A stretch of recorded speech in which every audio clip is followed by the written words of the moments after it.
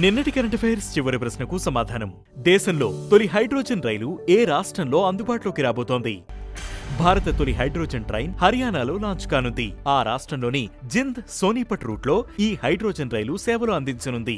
Green hydrogen తో నడిచే ఈ రైలు కమిషనింగ్ కు చేరువలో ఉంది. ఇక ఇందుకోసం జింద్లో 3000 కిలోల స్టోరేజ్ కెపాసిటీ గల హైడ్రోజన్ ప్లాంట్ ను నిర్మించారు. ఇక మొదటిది atomic energy regulatory board chairman గా A K Balasubramanian. Atomic energy regulatory board chairman గా శాస్త్రవేత్త ఏకే బాలసుబ్రహ్మణ్యన్ నియమితులయ్యారు. డాక్టర్ డికే శుక్లా స్థానంలో బాధ్యతలు చేపట్టిన బాలసుబ్రహ్మణ్యన్ 3 ఏళ్ల పాటు ఈ పదవిలో కొనసాగనున్నారు. ప్రధాని మోదీ నేతృత్వంలోని అపాయింట్మెంట్ కమిటీ ఆఫ్ కేబినెట్ ఈ మేరకు ఆదేశాలు జారీ చేసింది. ఇక రెండవది బయో బిటుమెన్ కమర్షియల్ ఉత్పత్తిని ప్రారంభించిన తొలి దేశంగా భారత్.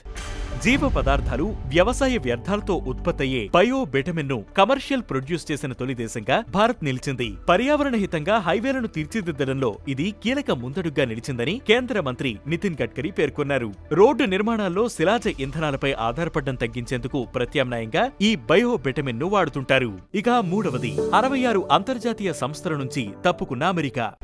సభ్యత్వం ఉన్న 66 అంతర్జాతీయ సంస్థల నుంచి తప్పుకున్నట్లు అమెరికా ప్రకటించింది. అధ్యక్షుడు డొనాల్డ్ ట్రంప్ ఈ మేరకు ఆదేశాలు జారీ చేశారు. భారత్, ఫ్రాన్స్ సంయుక్తంగా లాంచ్ చేసిన ఇంటర్నేషనల్ సోలార్ అలయన్స్ సహా UNFCCC వంటి కీలక ఆర్గనైజేషన్స్ ఈ లిస్ట్ లో ఉన్నాయి. ఇక నాలుగవది భారత తొలి పేపర్లెస్ డిస్ట్రిక్ట్ కోర్ట్ ప్రారంభించిన జస్టిస్ సూర్యకాంత్.